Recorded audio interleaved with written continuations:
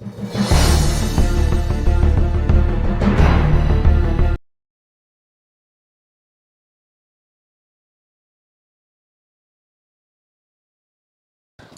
20 years என்கின்ற இந்த குறுங்கதையை எழுதியவர் ஓ ஹென்றி ஆவார். இவரது இயற்பெயர் வில்லியம் சிட்னி போர்ட்டர். அமெரிக்காவை தாயகமாக கொண்ட இவரது புனைப்பெயர்கள் ஓ ஹென்றி, ஆலிவர் ஹென்றி என்பவைகளாகும். இவர் அநேக ஷார்ட் ஸ்டோரிஸை எழுதியிருக்கிறார், குறுங்கதைகளை எழுதியிருக்கிறார். அவைகளில் கேப்பேஜஸ் அண்ட் கிங்ஸ் மற்றும் த 4 மில்லியன் என்பவைகள் ஷார்ட் ஸ்டோரிஸினுடைய கலெக்ஷன் ஆகும். இவரது குறுங்கதைகளில் குறிப்பிடத்தக்கவைகள் the gift of the Magi, the ransom of red sheep, the cop and the anthem, a retrieved reformation, the duplicity of Hargraves. இவரது கதைகளில் குறிப்பிடத்தக்க அம்சம் என்னவென்றால், ஒவ்வொரு கதையினுடைய முடிவிலும் ஒரு எதிர்பாராத திருப்பம் இருக்கும். Each and every story has a surprise ending. 1862 September 11 பிறந்த இவர் 1910 ஜூன் 5 இறந்தார். ஆஃப்டர் 20 இயர்ஸ் என்னும் கதையின் சுருக்கத்தை காண்போம். 20 வருடங்கள் கழித்த என்ற கதையின் துவக்கத்தில் ஒரு காவல் அதிகாரி நியூயார்க் நகரின் ஒரு வீதியில் ரோந்து பணியில் ஈடுபட்டிருக்கிறார். நேரம் இரவு 10 மணி போல். ஜில் என்ற குளிர்காற்றில் வழக்கமாய் தனக்கே உரிய அனைவரையும் ஈர்க்கக்கூடிய லாவகத்தோடு ரோந்து பணியில் ஈடுபட்டிருக்கிறார். தெருக்களில் ஒரு சிலரை தவிர பெரும்பாலும் வெறிச்சென்று காணப்பட்டது. கையில் இருந்த தடியை லாவகமாக சுழற்றி கொண்டே காவலருக்கே உரித்தான சந்தேக கண்களுடன் இங்கும் அங்கும் முன்னும் பின்னும் பார்த்து கொண்டே நடந்து செல்கிறார். பார்க்கும்போது அமைதியின் பாதுகாவலராக அவர் தோன்றுகிறார். ஒரு சில சிகரெட் மற்றும் உணவு விடுதிகளை தவிர பெரும்பாலான கடைகள் மற்றும் வியாபார ஸ்தலங்கள் ஏற்கனவே பூட்டியிருந்தன.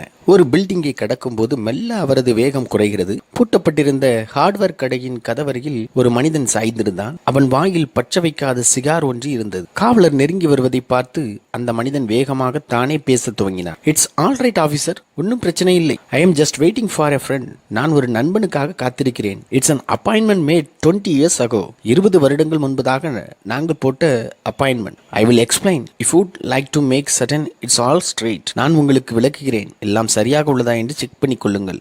ரொம்ப நாளுக்கு முன்பு இதே இடத்தில் ஃப்ராடியின் ரெஸ்டாரண்ட் பிக் ஜோ காணப்பட்டது, சரியா? அதற்கு காவலாளி சொன்னார், until 5 years ago, 5 வருடங்களுக்கு முன்பு வரையிலும் காணப்பட்டது. It was torn down then. அதன் பின்பு இடிக்கப்பட்டு விட்டது. கதவருகே நின்ற மனிதன் சிகரெட்டை பற்ற வைத்தான். அந்த வெளிச்சத்தில் அவனுடைய முகத்தை காவல் அதிகாரி முழுவதுமாய் பார்த்தார். வெளிரிய சதுர நாடி கொண்ட கூர்மையான கண்கள் கொண்ட, மேலும் அவனது வலது கண் இமைக்கு அருகில் ஒரு வெள்ளை தழும்பு ஒன்று காணப்பட்டது. அவன் அணிந்திருந்த ஸ்கார்பினில் ஒரு பெரிய வைரம் வித்தியாசமாக பொருத்தப்பட்டிருந்தது. அவன் பதிலளித்தான், 20 years ago tonight. 20 வருஷம் முன்பு இதே நாள்தான் ஃப்ராடியின் பிக் ஜோ ரெஸ்டாரண்டில் நானும் ஜிம்மி வெல்ஸும் சாப்பிட்டேன். முதன்முறையாக தன் நண்பனின் பெயரை கூறுகிறான். ஜிம்மி வெல்ஸ் தன்னுடைய சிறந்த நண்பன் என்றும் தானும் ஜிம்மி வெல்ஸும் இந்த நியூயார்க் நகரில்தான் ஒரு சகோதரர்கள் போல் ஒற்றுமையாய் வளர்ந்தோம் என்றும் கூறினான். அப்பொழுது அவனுக்கு 18 வயது, ஜிம்மி வெல்ஸுக்கு 20 வயது இருக்கும். அடுத்த நாள் காலையில் நாங்கள் அதிர்ஷ்டத்தை தேடி ஒவ்வொரு திசையில் கிளம்பினோம். நான் அதிர்ஷ்டத்தை தேடி மேற்கு நோக்கி சென்று விட்டேன். நீங்கள் ஜிம்மி வெல்ஸை நியூயார்க்கை விட்டு வெளியே இழுக்க முடியாது. அவன் இந்த பூமியில் நியூயார்க் மட்டும்தான் இருக்கிறது என்ற எண்ணம் உடையவன். நல்லது, நாங்கள் அன்றைய இரவிலே, அன்றைய தினத்திலிருந்து 20 வருடம் கழித்து அதே நாளிலே, அதே நேரத்திலே, அதே இடத்திலே நாங்கள் சந்திப்பதாக ஒப்பந்தம் செய்து கொண்டோம். இப்பொழுது காவல் அதிகாரி சொன்னார், இட் சவுண்ட்ஸ் பிரெட்டி இன்ட்ரெஸ்டிங். கேட்பதற்கு இந்த கதை சுவாரஸ்யமாக உள்ளது. இந்த 20 வருடத்தில் நீங்கள் ஒருவரை பற்றி ஒருவர் ஏதாவது கேள்விப்பட்டீர்களா? ஆம், ஒரே ஒரு முறை. ஆனால் ஓரிரு வருடத்தில் மீண்டும் நாங்கள் தடம்பிரிந்து விட்டோம். எனக்கு தெரியும், ஜிம்மி உயிரோடு இருந்தால் மீண்டும் அவன் என்னை சந்திப்பான். அவன் எப்பொழுதும் உண்மையும் நேர்மையுமாக இருப்பான். ஆயிரக்கணக்கான மைல்கள் தூரத்திலிருந்து அவனுக்காக நான் இந்த இரவிலே வந்து காத்திருப்பேன் என்பதை அவன் மறக்க மாட்டான். காத்திருந்த மனிதன் சிறிய வைரங்களால் அலங்கரிக்கப்பட்ட ஒரு வாட்சை எடுத்தான். 10 ஆவதற்கு இன்னும் 3 நிமிடம் உள்ளது. சரியாக 10 மணிக்குத்தான் நாங்கள் பிரிந்தோம் என்றார். காவல் அதிகாரி, மேற்கே நல்ல செழிப்பு போல என்று கேட்டார். யூ பெட், நான் சம்பாதித்ததில் பாதியாவது ஜிம்மி சம்பாதித்திருப்பார். காவல் அதிகாரி தடியை சுழற்சி கொண்டு 2 அடி எடுத்து வைத்தார். நான் என் வழியில் செல்கின்றேன். உங்களுடைய நண்பர் விரைவில் இங்கு வருவார் என்று நம்புகிறேன். உங்கள் நண்பர் 10 மணிக்கு சரியாக இங்கு இருக்க வேண்டும் என்று நினைக்கிறீர்களா? I should say not. அப்படியெல்லாம் இல்லை. ஒரு அரை மணி நேரம் கூடுதலாக கொடுப்பேன். இந்த பூமியில் ஜிம்மி உயிரோடு இருந்தால் குறிக்கப்பட்ட நேரத்தில் அவன் இங்கு வருவான். இதன் பின்பு அந்த காவல் அதிகாரி இரவு வணக்கம் கூறிவிட்டு அந்த இடத்தை விட்டு விடைபெறுகிறார். நன்றாக குளிர்ந்த காற்று வீசிக்கொண்டிருக்கிறது. சில பாதசாரிகள் அந்த இடத்தை கடந்து செல்கிறார்கள். தன் நண்பனோடு 20 வருடங்களுக்கு முன்பதாக குறித்த அப்பாயின்மெண்டின்படி 1000 மைல்கள் கடந்து வந்த மனிதன் தன் நண்பன் வருவானா என்று நிச்சயமற்ற தன்மையில் காத்து கொண்டிருக்கிறான். அந்த மனிதன் 20 நிமிடம் காத்திருந்த பின் ஒரு நீளமான கோட்டணிந்த உயரமான மனிதன் ஒருவன் தெருவின் எதிர்ப்புறத்திலிருந்து வேகமாக அவனை நோக்கி வந்தான். Is that you Bob? நீர்தான் பாப் என்பவரா என்று கேட்டான். Is that you Jimmy Wells? நீங்கள் ஜிம்மி வெல்ஸா என்று காத்திருந்தவன் கேட்டான். புதிதாக வந்தவன் ஏற்கனவே காத்திருந்தவனின் கைகள் இரண்டையும் பற்றி கொண்டு பிளஸ் மை ஹார்ட், அட கடவுளே என்று ஆச்சரியப்பட்டான். நிச்சயமாக நீ பாப் தான். நீ உயிரோடு இருந்தால் இங்கு சந்திப்பேன் என்று நினைத்திருந்தேன். நல்லது. 20 வருடம் என்பது உண்மையிலேயே நீண்ட காலம்தான். மேற்கு உன்னை எப்படி ட்ரீட் செய்தது பாப் என்று கேட்டான். Jimmy, it has given me everything. You have changed lots. நீ 2 இன்ச்சு 3 இன்ச்சு உயரம் வளர்ந்திருப்பாய் என்று நான் எண்ணி பார்த்ததே இல்லை. Oh, I grew a bit after I was 20. 20 வயதுக்கு பிறகு கொஞ்சம் வளர்ந்து விட்டேன் என்றான் புதியவன். ஜிம்மி, நியூயார்க்கில் நீ எப்படி இருக்கிறாய் என்று கேட்டான். பரவாயில்லை. இந்த சிட்டியில் ஒரு டிபார்ட்மெண்ட்டில் கௌரவமான பதவியில் இருக்கிறேன். கமான் பாப், எனக்கு தெரிந்த ஒரு இடம் உள்ளது.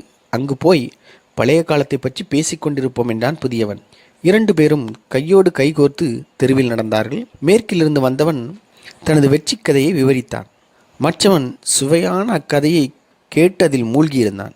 அவர்கள் நடந்து கொண்டிருந்த பொழுது ஒரு கார்னரில் ட்ரக் ஸ்டோர் ஒன்று காணப்பட்டது. அந்த மெடிக்கல் கடையில் சிறிது வெளிச்சம் இருந்ததால் அந்த வெளிச்சத்திற்கு அருகில் அவர்கள் வந்தபோது இருவரும் ஒருவர் முகத்தை ஒருவர் பார்த்தார்கள். பாப் திடீரென்று தனது கரங்களை புதியவனிடம் இருந்து விடுவித்துக் கொண்டான். You are not Jimmy Wells. நீ ஜிம்மி வெல்ஸ் அல்ல. 20 வருடம் என்பது நீண்டதுதான். ஆனால் அந்த காலத்தில் ஒரு மனிதனின் நீண்ட ரோமானிய மூக்கு ஒன்றும் ஜப்பானியனின் குட்டை மூக்காக மாறிவிடாது. இப்பொழுது அந்த புதியவன் சொன்னான். ஆனால் அந்த 20 வருட காலம் நல்லவனை கெட்டவனாக மாற்றிவிடும். You have been under arrest for 10 minutes. Silky Bob, Chicago நகரம் உன்னிடம் பேச விரும்புகிறது. சத்தமிடாமல் செல். அதுதான் அறிவுபூர்வமானது. நாம் காவல் நிலையம் செல்லும் முன் இந்தா உனக்கு ஒரு குறிப்பு ஒன்று காணப்படுகிறது. உன்னிடம் கொடுக்க சொல்லி எனக்கு கூறப்பட்டது. இங்கே அதனை நீ வாசிக்கலாம். இது காவல் அதிகாரி ஜிம்மியால் உனக்கு கொடுக்கப்பட்டது. பாப் அந்த பேப்பரை உழைத்தான். படிக்க ஆரம்பிக்கும் போது அவனது கைகள் ஸ்டடியாகத்தான் இருந்தது. படிக்கும்போதே அவனது கரங்கள் நடுங்க தொடங்கின. அது ஜிம்மி எழுதிய கடிதம். பாப், நான் நியமிக்கப்பட்ட நேரத்தில் குறிக்கப்பட்ட இடத்திற்கு வந்தேன். நீ சிகார் குடிக்க லைட்டரை இயக்கிய போது உன் முகத்தை கண்டேன். நீ சிகாகோ நகர காவல்துறையால் தேடப்படும் குற்றவாளி என்பதை அறிந்து கொண்டேன். எப்படி இருந்தாலும் என்னால் உன்னை கைது செய்ய முடியாது. எனவே அந்த வேலையை செய்ய மஃப்டியில் இருக்கின்ற என்னுடைய நண்பனை அனுப்பினேன். இப்போது பாப்புக்கு எல்லாம் விளங்கியது. தன்னை முதலில் சந்தித்த மனிதன்தான் தன்னுடைய நண்பன் ஜிம்மி வெல்ஸ் என்று. நட்பினை மதித்தும் அதே நேரத்தில் நாட்டுப்பற்றோடும் நாகரிகத்தோடும் நடந்து கொண்ட ஜிம்மி வெல்ஸ் போன்றவர்கள் இந்த பூமியில் மிகவும் அரிதானவர்கள்தான். நன்றி.